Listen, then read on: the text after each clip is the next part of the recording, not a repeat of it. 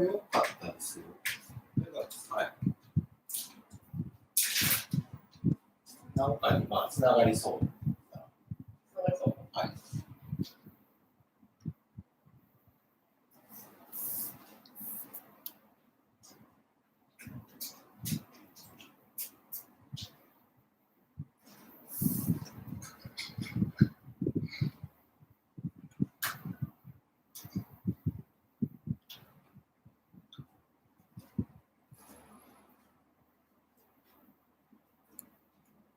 つなげてね、いかんってかもね。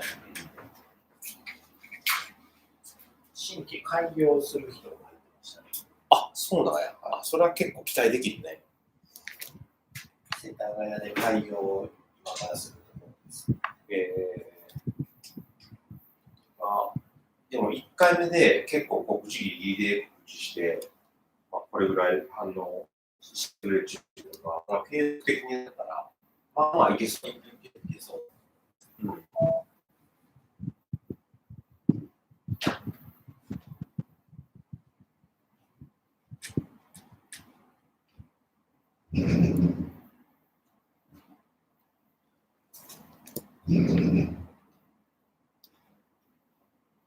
それでね、行かないわけね。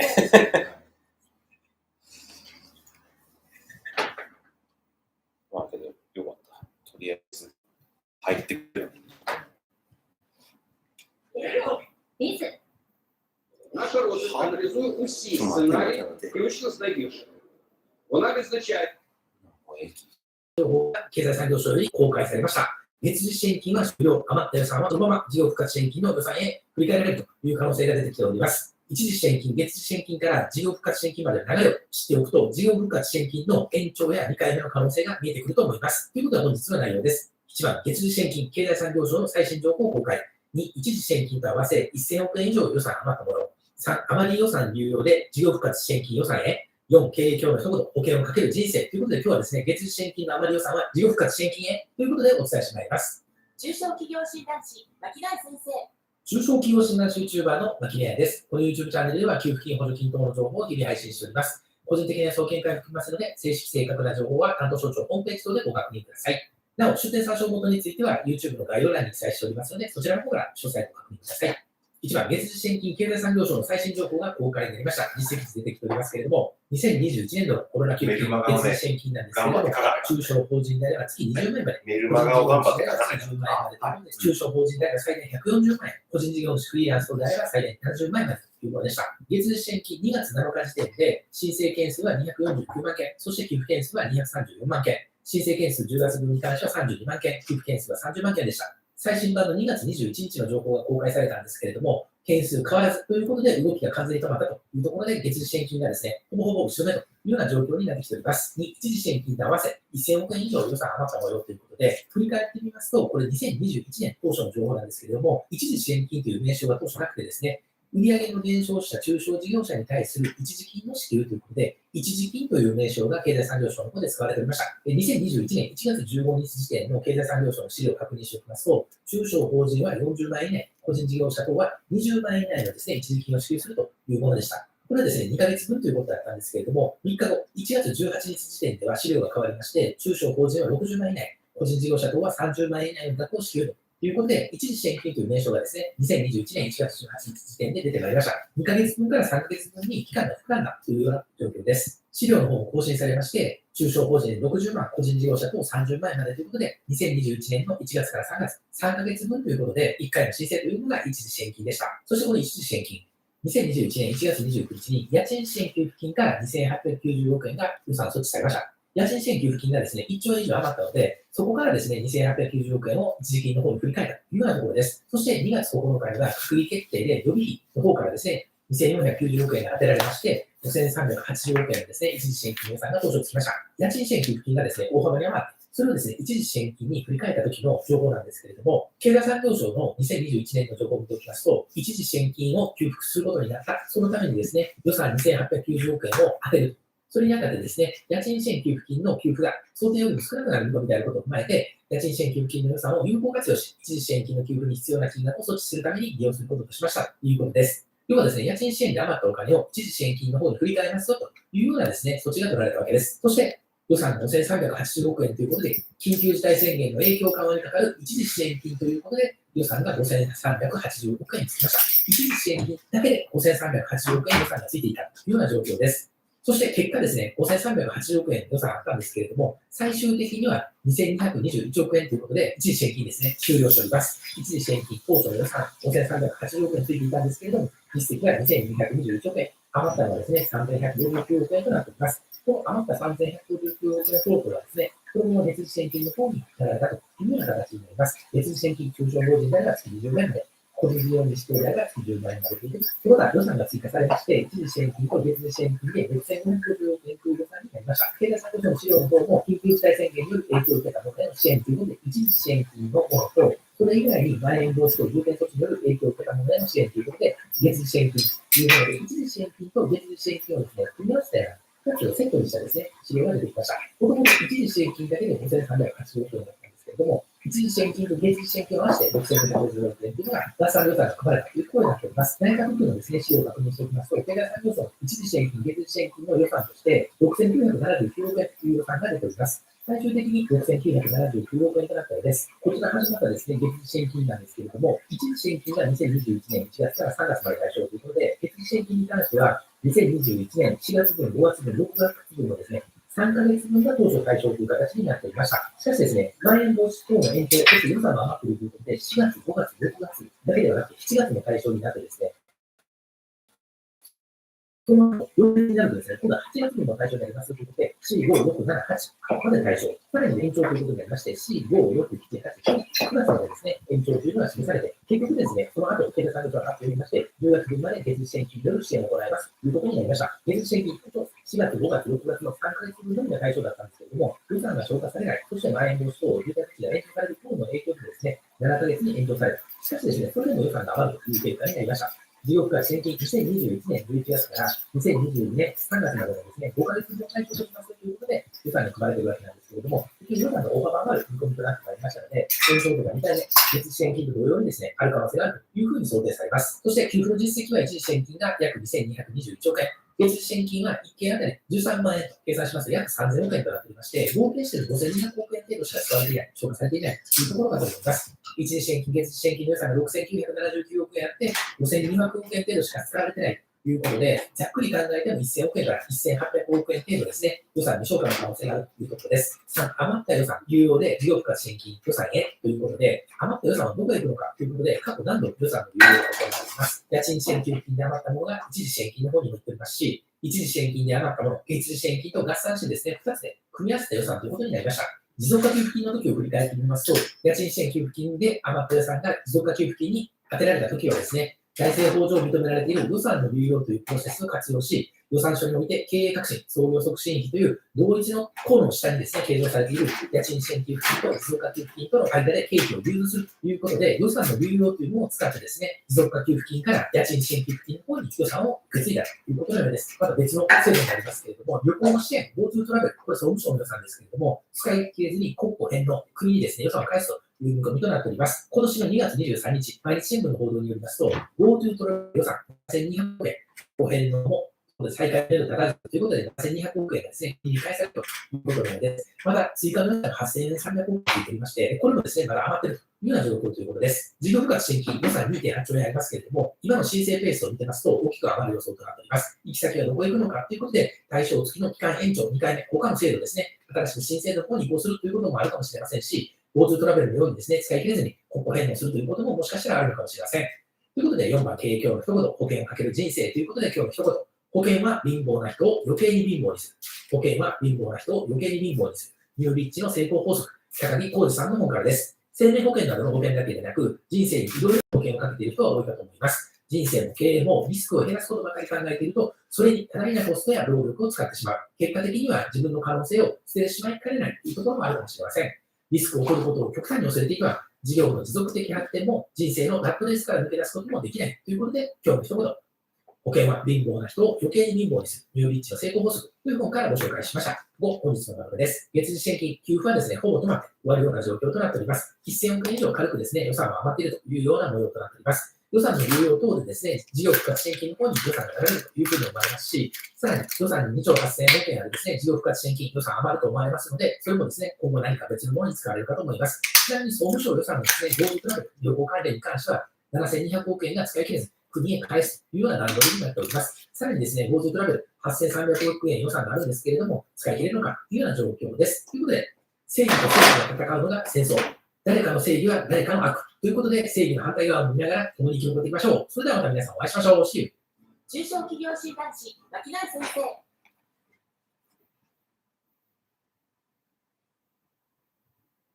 さあ、始まりました。今日はですね、日本政府39カ国を対象にした大幅緩和ということで、3月1日からの入国者が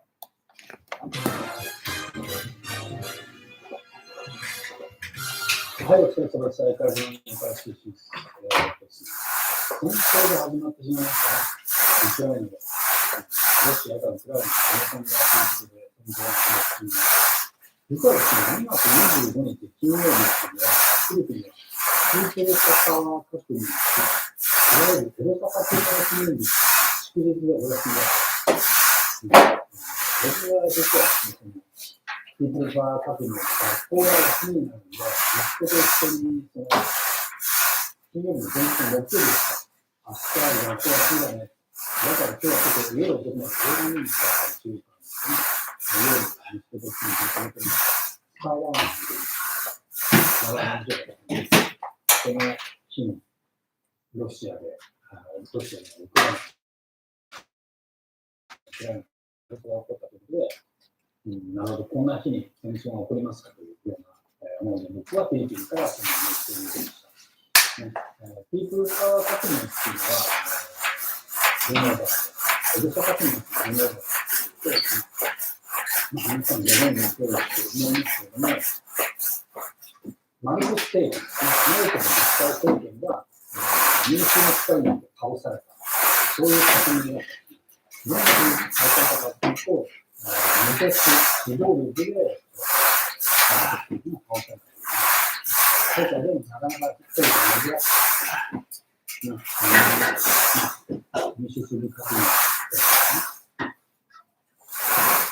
そんなふうに、対決的なイベントが出てきて、非常に暴力的なイベントが出てきて、すごい聞いたけどね。でも、行動っていうのも、昔は全然違いますよね。ワンコンテンツの僕らの年代だと多いと思うんですけど、当時、確か僕、大学生だったんですかね。そう。話してたっていうのは、テレビで中継されて、ミサイルがスパーッと発射されるところとか、F15 か。F15 戦闘機からストライクイーグルですね。ストライクイーグルからスマートバグに投下されて、リモコンでコントロールされて、スポーって建物が当たってポンってなるところがニュース映像に流れたりとかね、してテレビゲーム戦争なんて言われたりしてますよね。今回の戦争の報道っていうのは、結構ツイッターの話題が取り上げられていないですか。僕なんかツイッターでそのリアルタイムでね、いろんな国の首相や大統領の国なんかに入れて、すごいなんていうの、リアルさを感じるんですね。特にリアルタイムで流れてるじゃないですか。で、いろいろツイートを見てますけども、ウクライナのゼレンスキー大統領ですか、ゼレンスキー大統領のツイートってありましたね。ロシアは真理を裏切って朝、我が国を攻撃した。第二次大戦のナチスドイツと同じように、今日、2つの国、ロシアとウクライナですよね。2つの国は世界の逆側に立っている。ロシアは悪の道に船でした。ウクライナは自分を守り、自由を手放したりしない。モスクワの考えのようであっても、そういうツイートをします。バイデン大統領なんかは、そうです。アメリカスタンドアップバイデン。We stand up for freedom. だっていうのこれもマジかよっていう感じですけどね。アメリカは戦争が始まった。はい。戦争が始まったよね。それがいいよって言ってしてますよね。っていう感じですけどね。それだけ日本の菅総理ロシア軍のウクライナ侵攻はさらに一方的な南上侵攻の試みになり、ウクライナ国と領土の一体性に深刻な侵害です。この重大な国際法律の行為は断じて許されるべきで強く非難します。強く非難します。で、これ、別にいいですよね。こういうツイートがあったら。いいんですけど、これなんでですね、全く同じツイートがね、岸田首相のアカウントからも全く同じ文面がツイートされてるんですよね。これもなんか日本っぽいなっていう、何なんだろうみたいなっていう感じがしますけども。でもあと、プーチンさんのアカウントあるのか探したんですけど、プーチンさんの個人アカウント、個人のツイッターはないみたいな。プレジデント・オブ・ラッシアっていう、ロシア大統領ってアカウントあるんですけども、そこではなんか、モスクワ経団連の会長選手みたいなツイートをしてた。ニュースさんが軍事行動の出る以外に選択肢を取るんですけど、普通の決断であるみたいな、その認識が示したんですけども、何を言ってんだっていうそれだけは思うんですけどね。だって、もし相手が核保有権だったら、ウクライナ、もしミサイル持ってたら絶対にことがあるわけですよ。要は本当にウクライナに攻め込んでも経済制裁程度思ってるでしょっていうことですね。そうやって僕らは表現をやろうっていうふうに目でロシアは見てるんですけども、でもロシアの立場があるわけですよ。だからって戦争していいってことになるんですけども、ロシアにはロシアという考えがあるわけですよね。だって歴史っていうものを考えると、ナポレオンの時代から、ナチスドイツの時代から思い返して、ロシアはもうね、モスクワまで攻め込まれて、焼け野さんされたことも何回かありますからね。違うんでしょうね、我々の認識は。本当に。それって常に敵国に囲まれてるんですよ。ずっと過ごしてきてるんですか。しかも今、もともとは東側っていう国の仲間だったので、国がどんどん NATO に関連していっているので、取るべき行動っていうのは、お前らが来るんだったら俺もいるぞみたいなことになるんだなっていう、そういう世界観というですね、全く国防っていうものに関する考え方が日本人とは違うのかもしれないですね。それもプーチンさんっていう人のキャラクターの色がかなりついてるってこともあるかもしれないですよね。ロシアのプーチンさんと日本人の我々もね、全く違うわけなんですけども、違うと思うんですけども、さっきも聞いてましたけど、ウクライナのゼレンスキーさん、ゼレンスキー大統領がナチス政権を引き合い出して、絶対的な悪、ナチスみたいな絶対的な悪には絶対に屈しないで、決して屈しないんだ、みたいな。自表現をしています。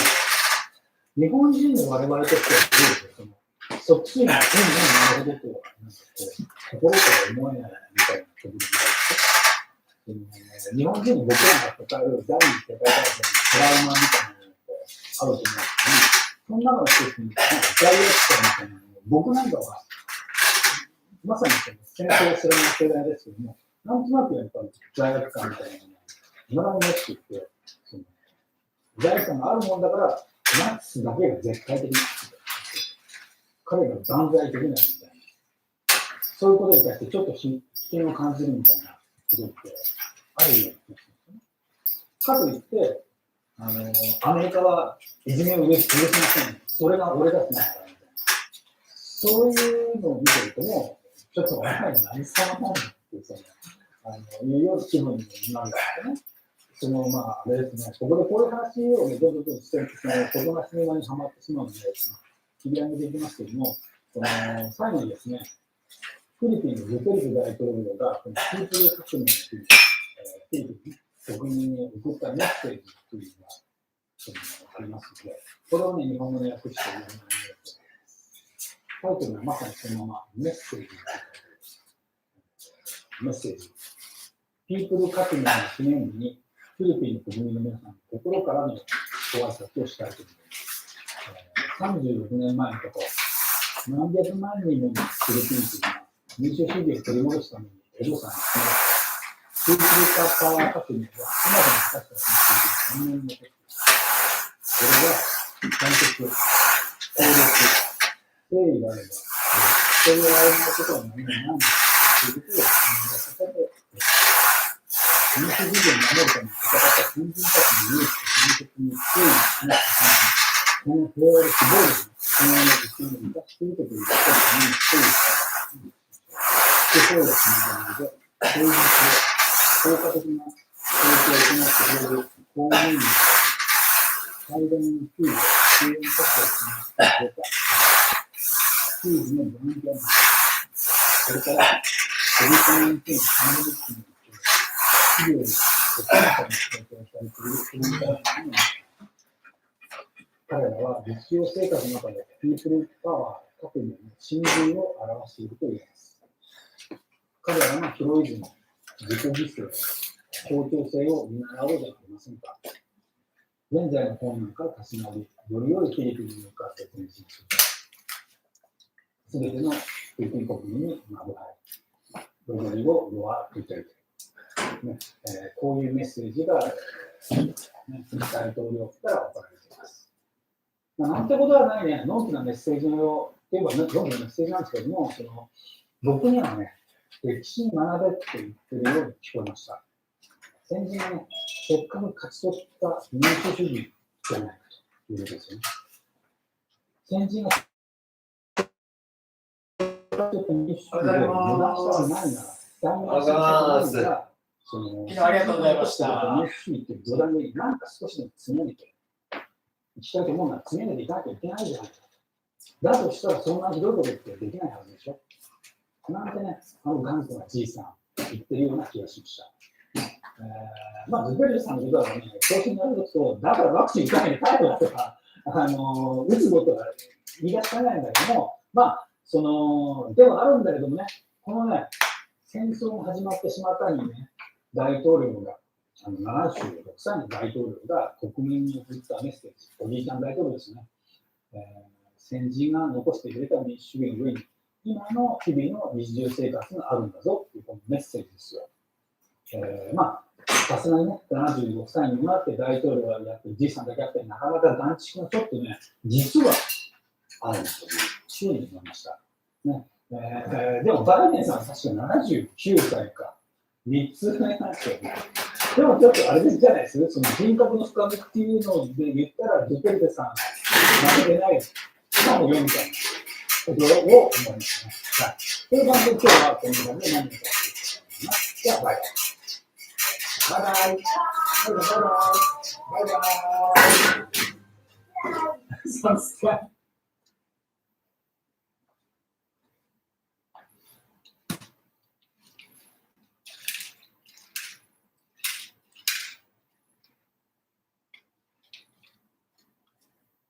なんだこれ。7年のフィリピンの実家へ。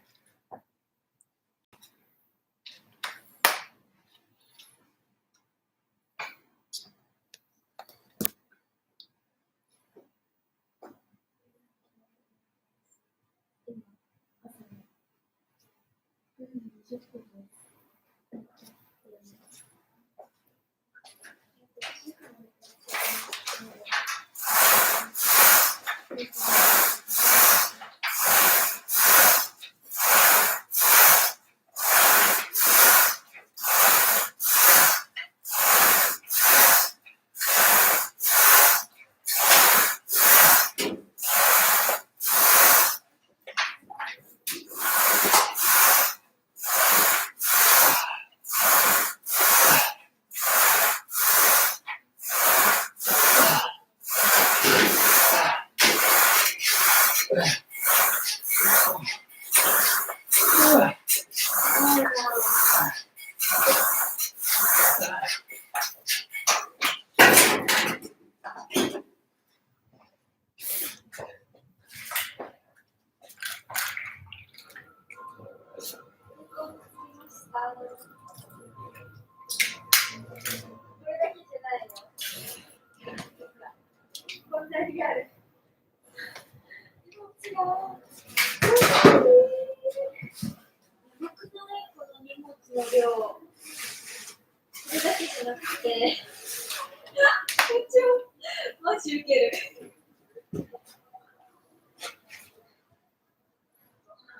んか持って何を入れたのこの箱の中。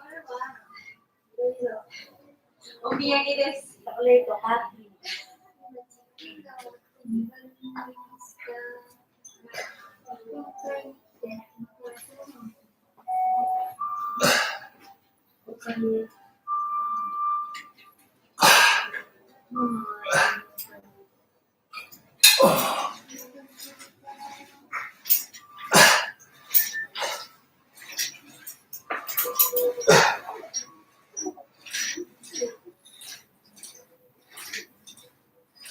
ママの知り合いに教場で会いました。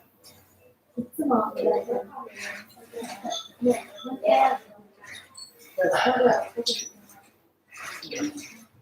朝だから全然ですね。お店とかが全然やってなくて、やることもなくて、寝ついてるちょっとちっちゃいんですけど、セトレアはちっちゃいから逆に良くて、もう迷わないし、なんかサイズ感が私はすごく好きだから、セトレアがまあこんな感じでトイレ行って、で、もう入ります。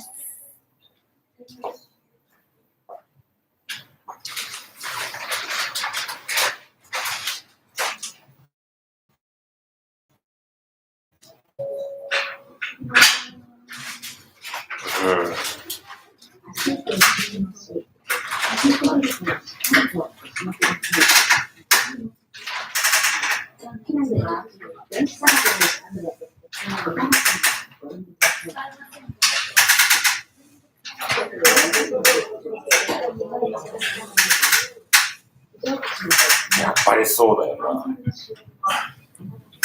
そうなんだよな。もう可愛い、ただただ可愛い木。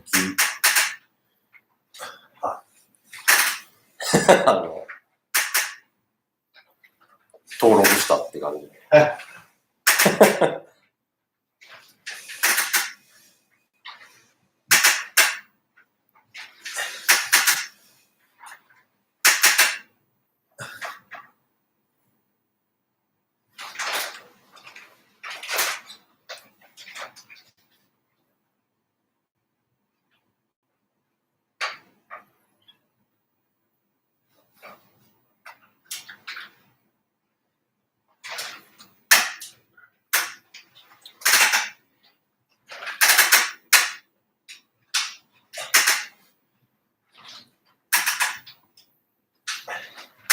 なんかチャンネル登録しまくってる。なんか変なチャンネルがめっちゃ出てくる。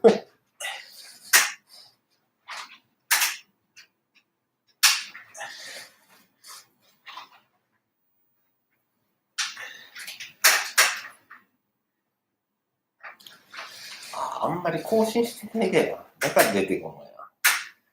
ああ、困ったな、これ。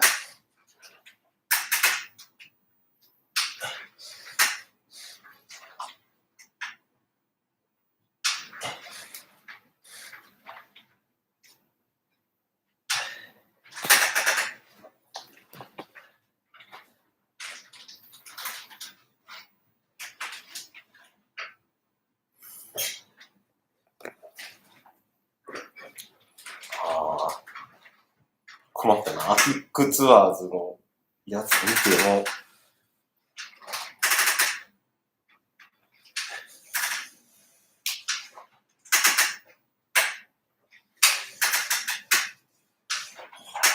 難しいね、これ。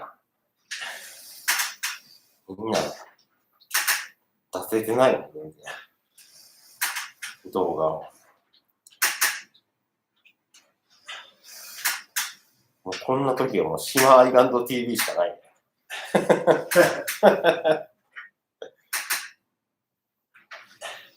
この島さんの、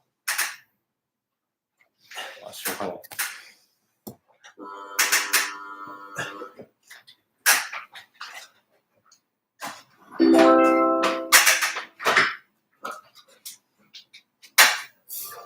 皆さん、こんにちは。今回から新しいシリーズ、フィリピン、あの街この街シリーズがスタートしました。今まで島アイランドが訪れたフィリピンの街を紹介する動画です。よろしくお願いします。フィリピン、あの街この街シリーズ。今回はケソン市の南に位置するイーストウッドの街を紹介したいと思います。ケソン市といえば、フィリピンの昔の首都で、レトルマニラの4分の1の面積を占める最も大きな市で、人口300万人の都市です。それから紹介します。イーストウッドの街は、1997年頃から開発され、現在では IT 企業を中心に大手の外資系企業が集まるエリアとなっています。おしゃれなレストランやカフェ、ファッション関連のショップなどが立ち並び、夜になるとバーやナイトクラブ、外ではバンドショーなどがあり、若者向けの近代的な街となっています。フィリピンといえば、やはりエレンザ、マラテックのマニラは印象的だと思いますが、たまには洗練された都市を堪能するのも、旅のドラゴンを味わうのも良いかもしれません。島アイランドが初めてこの地に訪れたのは、今から10年前、2012年の5月でした。ちょうどその時、街の中心にリッチモンドホテルがオープンした直後で、隣にはレストランや映画館などが収容された4階建てのイーストウッドモールが立ち並んでいました。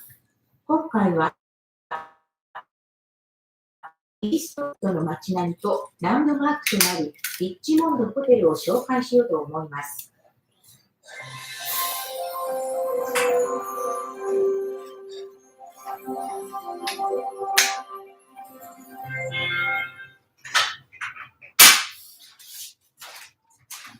今、グラブタクシーで向かっています。おしゃれな街並み、イーストウッド。まず場所ですが、この地図上にあります。ケソン市の南に位置します。地図を見ればお分かりいただけるかと思いますが、先ほど見学していたグリーンヒルズからそんなに離れていません。一般的な行き方としては、マニラを走る高架鉄道 MRT の駅からは離れていますので、タクシーもしくはグラブタクシーを利用することが望ましいです。ただし、今回は特別に格安で行く方法を案内します。マカリのアヤラ駅前から黄色い直通バスが走っています。片道1人85ペソ、日本円で約180円。特に一人で旅をする方には何かと節約できるかと思います。グループで行く場合はタクシーで問題ないと思いますが。足のコンディション悪かったよね。悪い状態にかなり続けたよね。さあ、これから街を案内します。その爪がおかしくなってきてるからね。あ、爪なんですかどんな感じなんですか爪やと思う。まず、今私たちが行く場所は、イーストウッドの中心に立地するモールです。名前はイーストウッドモールと言います。ちょうど隣のランドマークとなるリッチモンドホテルになります。さあ、これから街を散策しますが、外は雨が少々降っています。この街はおよそ18ヘクタールの商業都市で、規模としては先ほど見学していたグリーンヒルより少し大きくした程度で、街としてはそんなに大きくはないと思います。特にリッチモンドホテルの周りが中心で、街を一周するのにもそんなに時間はかかりません。タクシーで来るときは、リッチモンドホテルを目指せば、街の中心に着きます。足のせいに仕方なくてね。指が上に向くやん。指がね。こういうふうに、もう爪がこう上じゃなくて、もう斜め下を向くような感じで、やばいっすね。ここでもこう真っ裸、このメロンが、本当にこの冬ぐらいの物体が途中から肉ですか？肉のような、そんなことが起こる。いや、もうそう。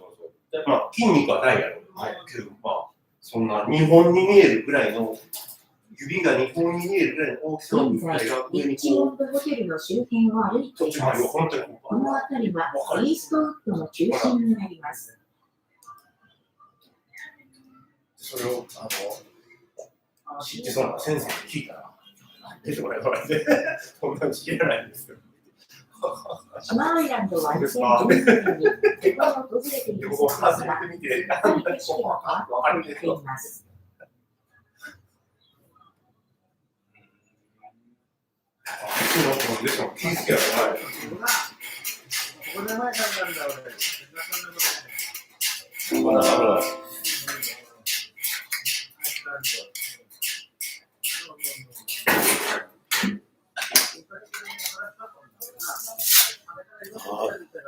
島アイランドとかもめっちゃ安い。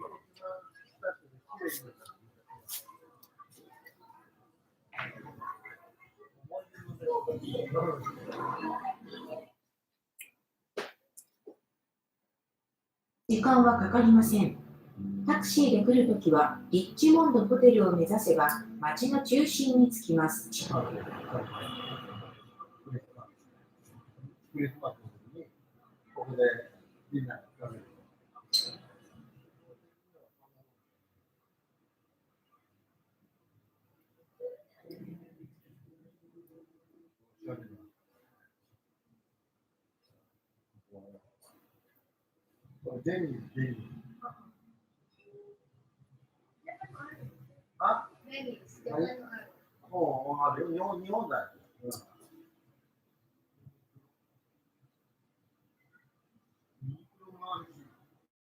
現在、リッチモンドホテルの周辺を歩いています。この辺りはイーストウッドの中心になります。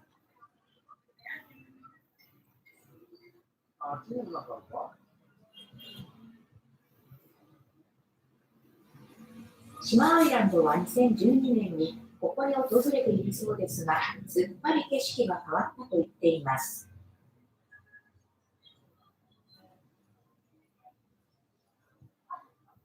シーフードレストラン、ここだ。ここで前食べたんだ、俺。なかなかね。シーフード、アイスランド。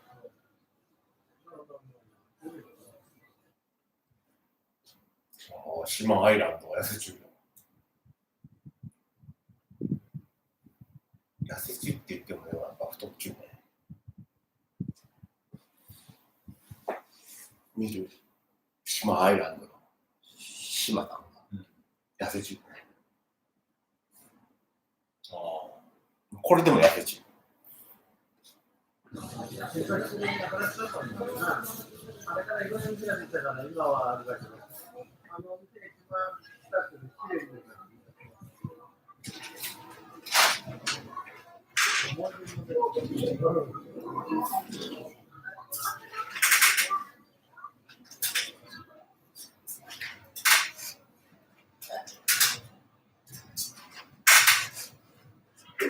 歩いていますと何かバザールやっていました。少しここでウィンドウショッピングを楽しみます。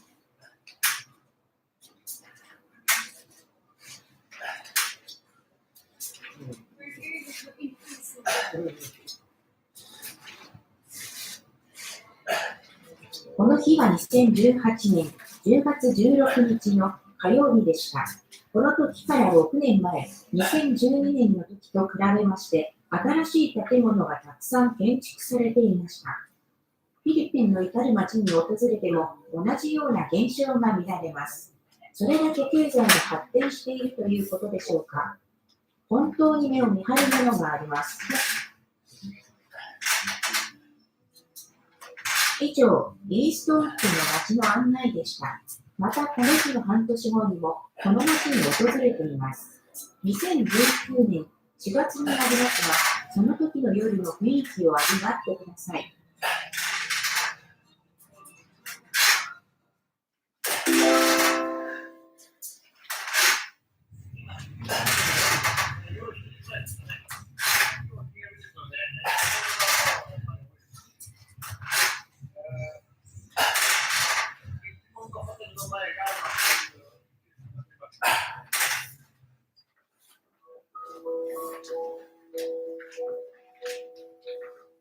イーストウッドはフィリピンのファッションシティとまで言われており、週末には現地の有名アーティストたちの公演が中央のモール広場で行われたりします。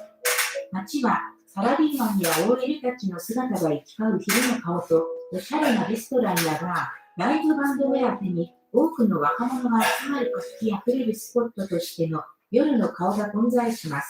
街を歩けば、ハワイのワイキキじゃないですが、奇妙な大道芸人やジャズなどを演奏する若者たちが目につきます。ただし夜の街が活気にあふれると言いましても、日本人が好むような KTV などの店は見当たりません。また、今人気の BGC、ボニファシオ、グローバルシティはこの街をモデルとして作られたそうです。この街を歩きましても、フィリピン人よりも外国人の姿がよく目につきます。物価は高いですが治安はとても良い街だと思います。以前、島アイランドはこの街から少し離れていますが、同じケソン市のナイトライフを経験したことがあります。高級ナイトクラブ、ベガスやクラスメートなどへ行ったことがあります。日本式の KTV とは違って、カラオケなどはありませんでした。高級ナイトクラブということで、店の雰囲気は異国風ムード漂い洗練されたクラブだったと言っています。店のホステスなどには昔テレビで活躍していた女優などが存在し、また客層などのフィリピンの芸能人たちが行き来したとのことでした。島アイランドがそこに訪れたのは2000年の年でした。場所はケソン市の12年に向かったことですので、店の値段が現在の価格でしていません。マニラで存在する KTV と比べますと、店の雰囲気が全体の上に感じ合う部分があります。さあ、それでは2019年の4月、金曜日の夜の様子をご覧ください。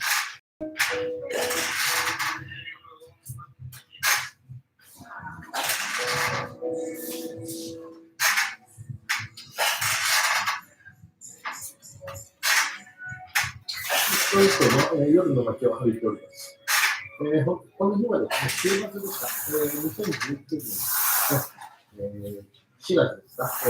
その時もルソン島の旅でですね、バレル、サーフィンで有名なバレルに行きまして、その帰りにですね、アンヘルスに寄り、アンヘルスに寄った後、こちらですね、その地区に帰って、そこで一泊した。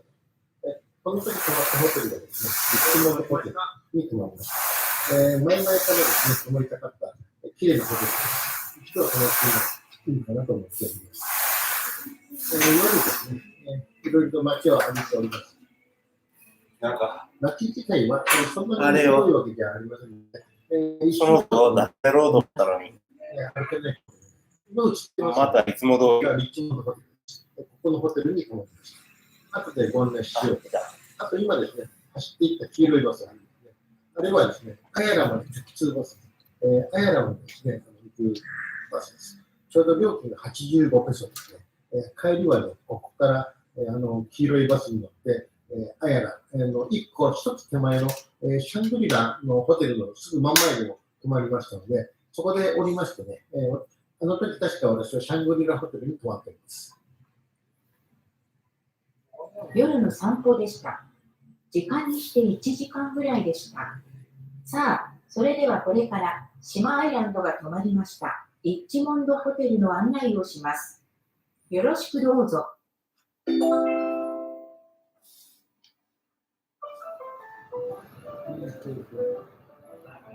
さあ、リッチモンドホテル、これからチェックインです。この日は週末でしたので、1泊日本円で8000円ぐらいだったと記憶しています。なお、チェックインは14時から23時までで、チェックアウトは正午となっております。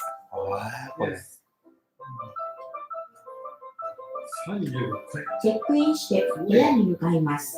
ここは36階です。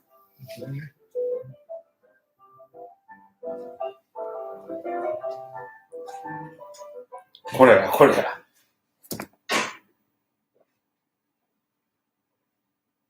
この人らもちょっとなんか、戦略がめっちゃ微妙やな。だって手のプレイ以外の H 以外の H やんか。日本語でしたら英語テロップ入れる必要あるんかいな。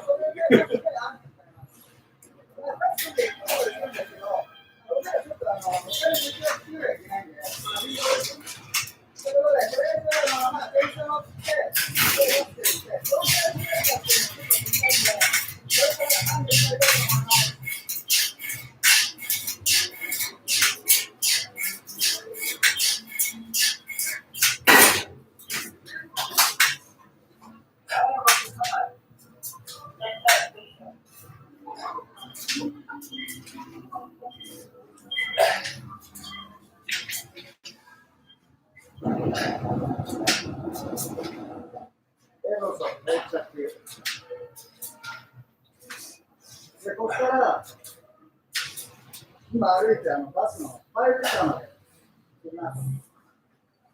で、これ出るときは入れる。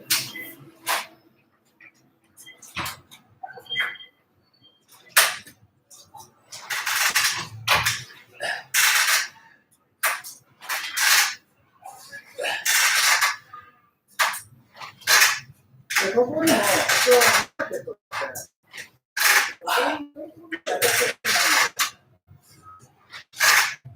いろいろ出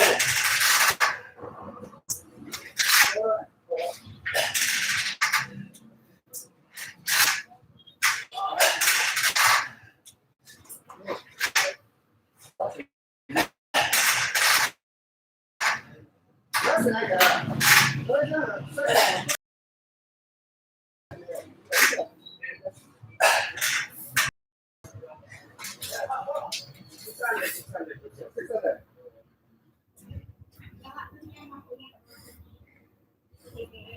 ということで、今、マーキングをしていたんですけど、向こう出たのが大体9くらい。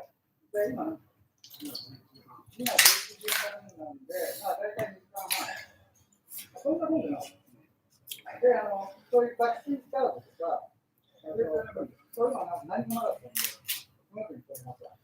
で、これからちょっとトライスキルに乗って、フィールドエリアにウォーキングすると行きたいと思います。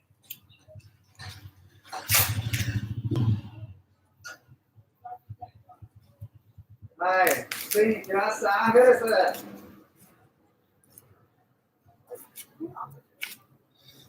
ですよ。居酒屋。ここにさ、ラーメンあったよね。それはもう、なんか、移動した。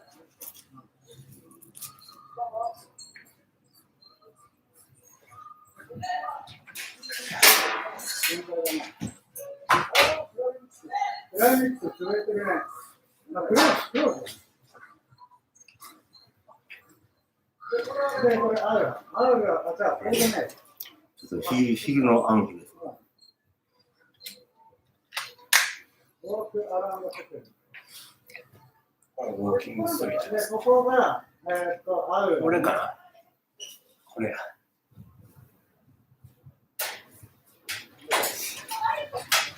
お前。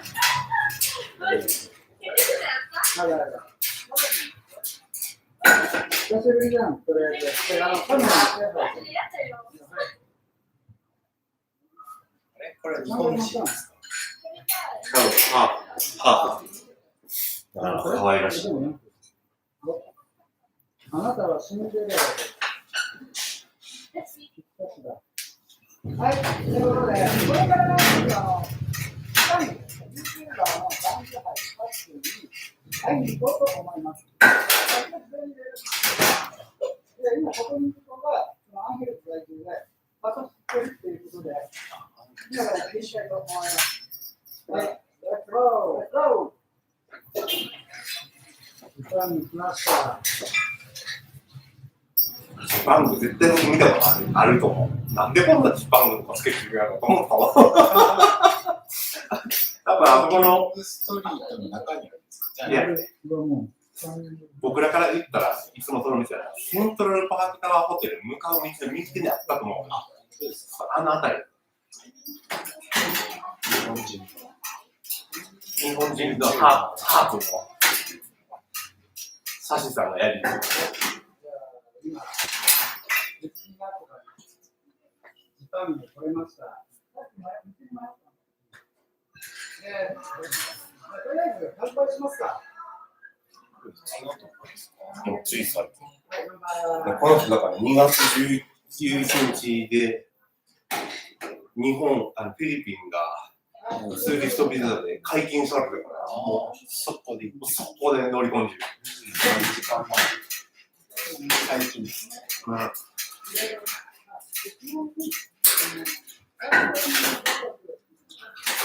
海外値段だったら今もうめっちゃいいから、3000円だからいいし。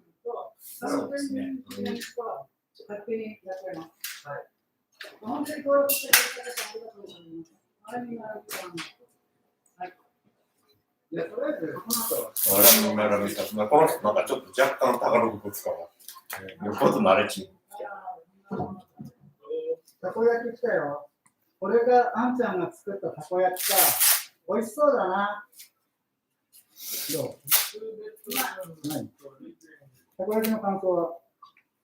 味は、日本の味。うまい。これ何？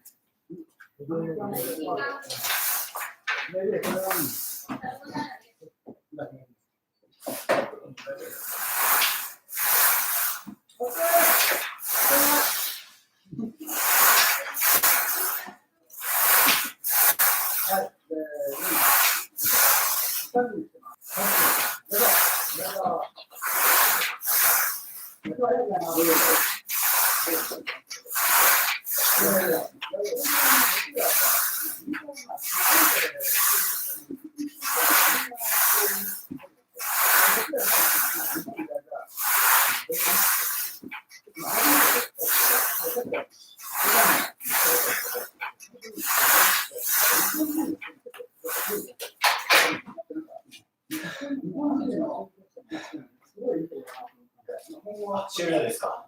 お疲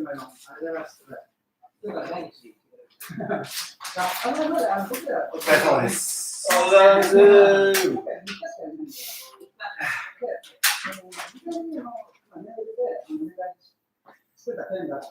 僕が今、マラで住んでるんですけど、来月からアンジェに1ヶ月住もうと思って、1ヶ月、それでメッセージが来た。はい、そうですね。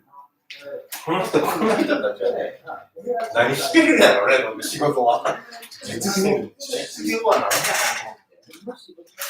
う。1ヶ月安定するんですね。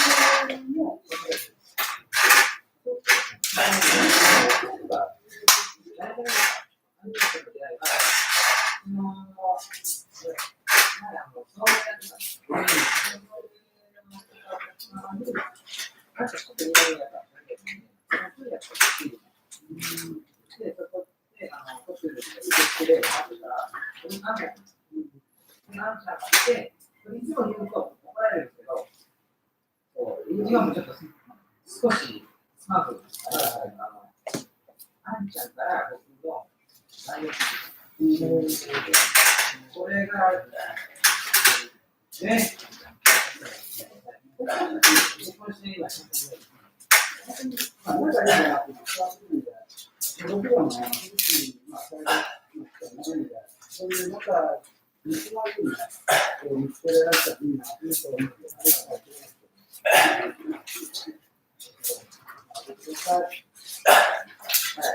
いうことで、で今日はね、他に大人させてもらって、来日クラブもしながら、本当にいろいろありがとうございます。まず、レストランの方も紹介します。器具の。お願いします。はい。今日できる。ああ、また連絡を。タバコジュース。マジでね。これが、レコジュース。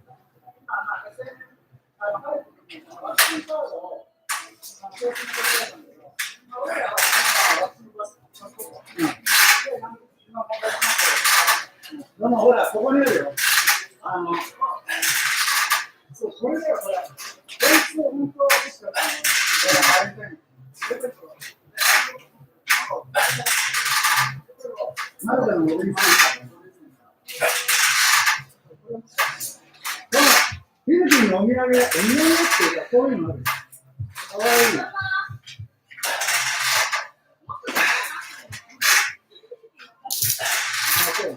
これなんだっけ？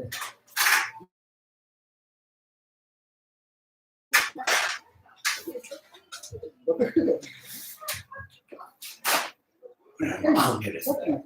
これが今のアンヘレスだよ。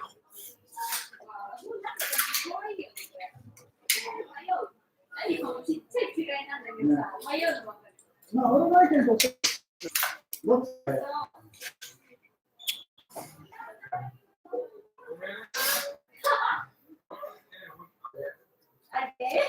日本人。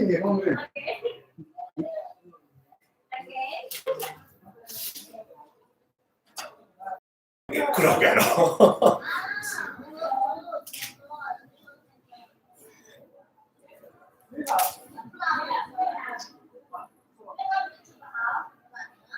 サルスプレーも、よしとも、ボトボト。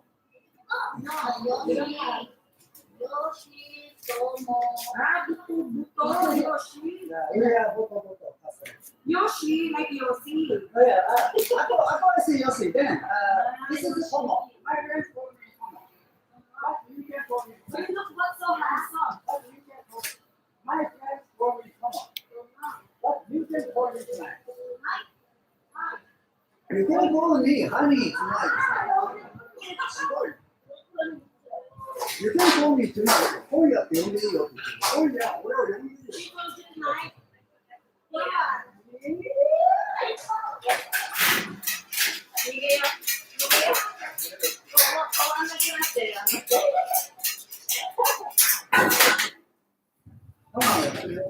ほら。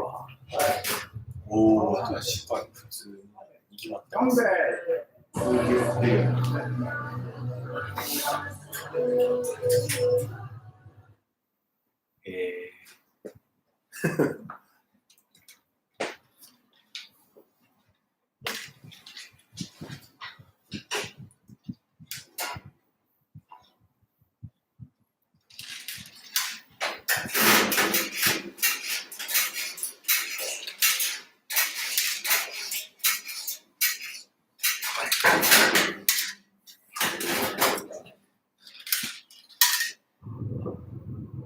島田。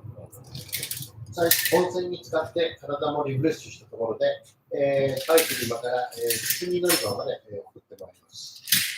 そこからディズニーで長に帰る。バイクの運転手に、今日のチップトータルで300ペソ支払い分かります。ディズニー発車まで少々時間がありますので、とりあえず水を買います。とにかくね、早くフィリピンに行きたいね。その前に走ったら、あれの例のやつをやりたいね。フランチャイズのやつね。早く決めておきたいよ。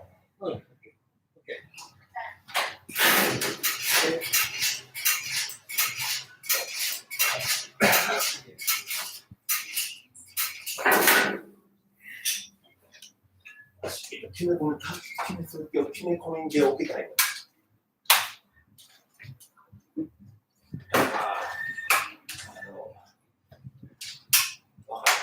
階段にスーパーマリオの亀が状態。わかる。そういうこと。ピロリロリロピロリロリロピロリロリ永遠に生きる状態。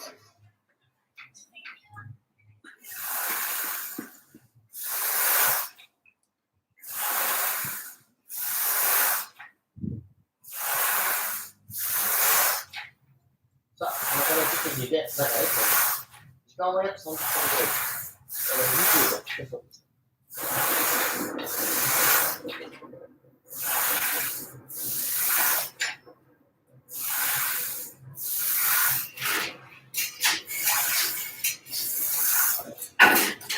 軽い。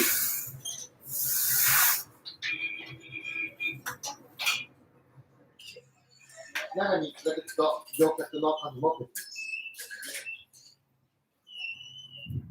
水木ちょっとしたもね、異常声かけてね。はい。体の力と医療の針を一緒にできますよ。夕方ですので、学生の数が多いです。きつめの施術と美容の針を一緒にやることができますよ。はい。提案してやってもらって、施術もできますよ。来てそこの駅治療院で足首から治しない。上ちょいと治らないと思います。通勤ラッシュという結局僕のところ来てくれることの結構多いですね。ここは公園になりますけども、昨日夜今日は昼間ですので、だいぶ来てくれる。違ってきます。さあ、ここからホテルまで、確かクラシックで15分から20分。ですので、歩きますと多分1時間弱。もともと負けずに来てない。僕が初回対応して、アドバイスがあって、2回行って、またアドバイスして、美容の針も負けずにそっちの顔が開いてるんで、そこでやってからずっとこう針を置いてっていうのができますよって。で、やって、したら、体をこうやったら、多分、感じにはなってくると思うけど、っていうふうなことを言ったら、美容の針と体の仕事を一緒にやってもらえるよかった。それがいいですね。それで、お願いします。素晴らしい。歩いてますと、前方にジョルディの看板を発見。来週の月曜日、とりあえず、月曜日にマークにしました。お約束中で。学校帰りの生徒ですが、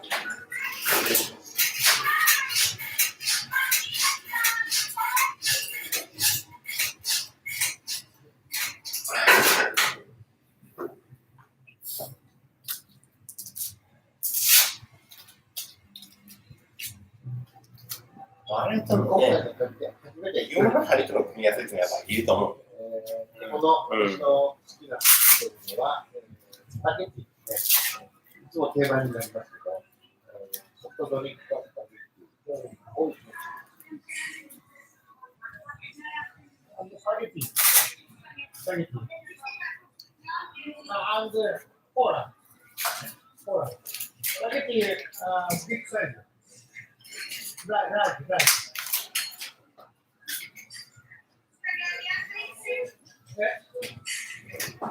Spaghetti and cola.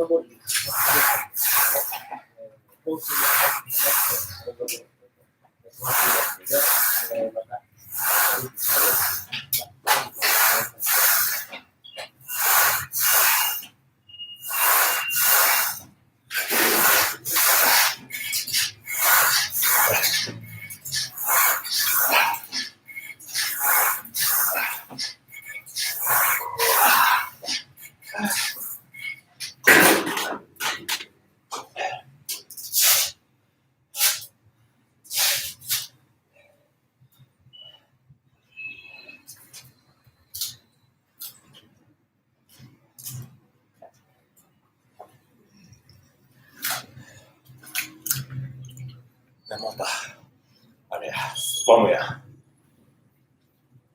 市内をあちこち、ぐるぐる回りながら、歩いています。スパムメッセージや。よく、私は道に迷ってるんですけども、今日さ、僕さ、方向がすごいメガチャンネル見つけてさ、頑張られる。驚いただけです。今、マッサージがないかどうか、ちょっと探してはいるんですけども、今のところなかなか見つかりません。歩いてますと、それらしきのはあったんですけど、ここはまたちょっとマッサージとも違うような感じですね。ネイル関係かな。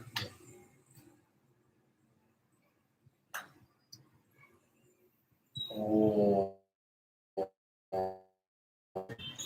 すごい。すごい。4200万。4200万。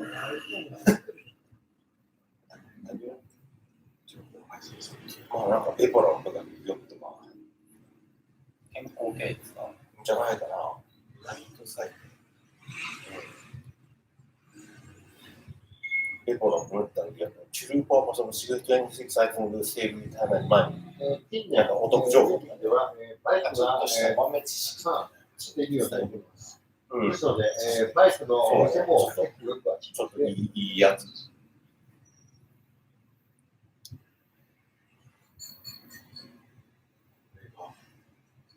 What to do when someone is following you? 4000万。4000万。すごいですね。いや、すごい。何これと思って、こんなチャンネルあるんだよと思って。ちょっと、まあ、驚いてチャンネル登録してしまった。やっぱ数がおるからもう登録してしまう。そんなにいいかな。いいんだ。大まかでは今500とかやけど、1000ぐらいになってきたら、なんかみんな興味あるからピッて、なんか意味のわからずやってくれるよね。そうですね。なんとなく人気が万を超えてみたら、ちょっと人気チャンネルかなと思って。とりあえず、なくならんように登録かなみたいになるよね。まあ、ちなみにやけど、ジャパニーズシューチャンネル。おー、いってますね。558。順調に伸びてますね。いや、でも一応、その月の管理がね、ちょっ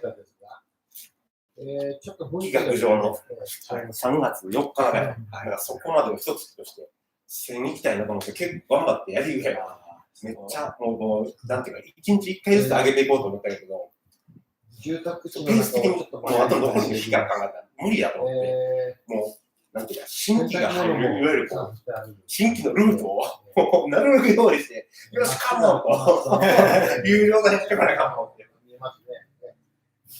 それをやっていっぱい、いや線路沿いっていうのは、MNL48 とか、そういうのを見たりして。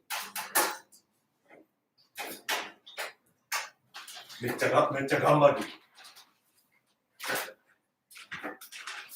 コメントを読んだけど、コメントを読むのあんまり良くないので、新規の人が見たときにちょっと微妙な感じになる。うん。まあ読んだとしても、まあ2、3個ぐらいかなと思って。今、線路沿いに歩いています。パリスラマ街でしょうか。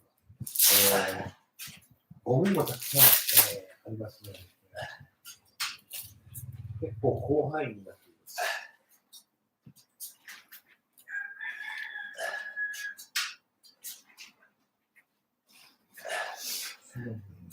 なんか、アナリティクスが出るやんか。もうコメント、読んだとこの動画って、もう読み入るところのやつが、もうめっちゃ落ちるがっていう。ああ、そうなんですね。けど、今、まあ前も言ったけど、課題で、音楽系のリアクションって全部コピーライトクレームついてる、ほぼついてる。もうあれでは収益化できなかった。だからすり替えていかないから、何かに。バスターに。だから違うやつで違う動画を撮り続けなきゃいけないね。リアクションと同時に旅動画を撮ったり。ターミナルに行く動きを始めます。今ちょっとなかなかそういうことができんき。とにかくライブ配信コンテンツしかならない。けどね、これもね、毎回同じエリアの。そうですね。回ってみますけど。面白い。そう、わかるわかる。密集して、狭い位置になっています。とりあえず、上げてみるとしたら。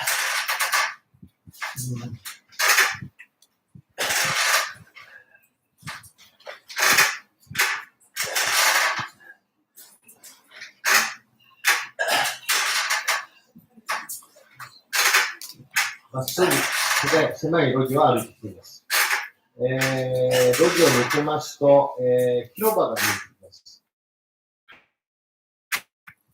広場、そうですね、ゴミがなんかたくさんありますね。やっぱりスクランブルのイメージが強いですね。広いです、広いです。東京に行った時は、もう一回ゴミをそうなんですよ。まとめんじゃやけど、やっぱり人気がないですね。全然見られないです、あの動画。残念ながら。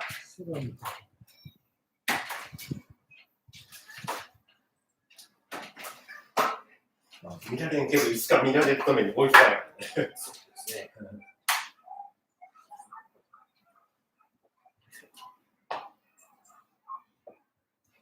どうも、道を間違えております。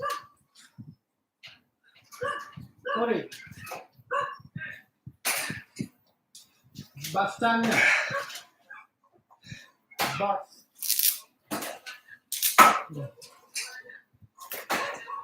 バスターミナル。そういえばだ。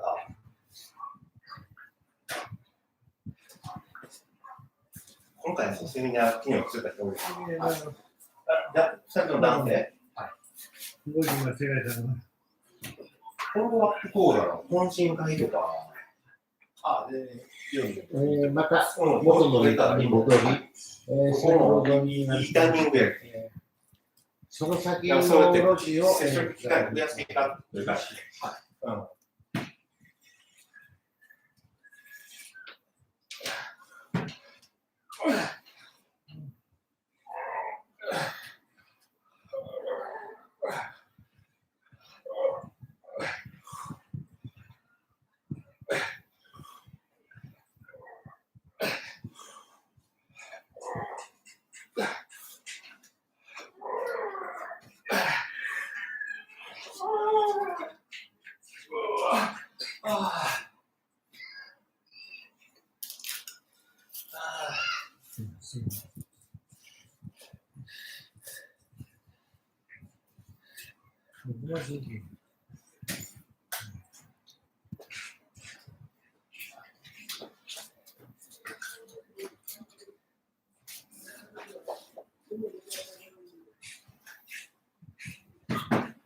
僕なんか毎回あっちを持っていくけど、行く必要ないな。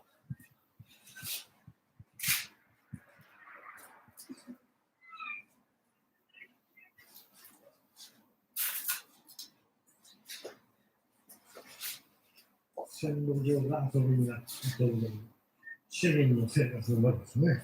なんか来るって言ったんだ。そういえば、日本も、東京の方で、コミュニケーション。昭和時代でしょうか。売り込みとかね、コミュニケーション。そこはキーポイントです。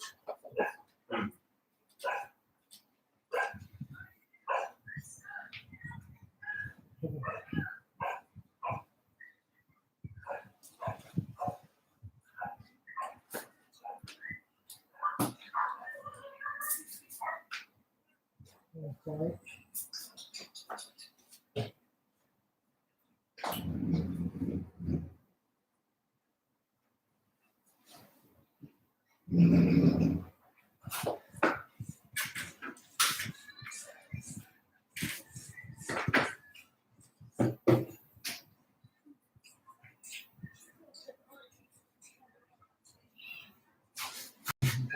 こを、左に回っています。さっきから、さまよい歩いています。スカム街から抜けられないような気がしています。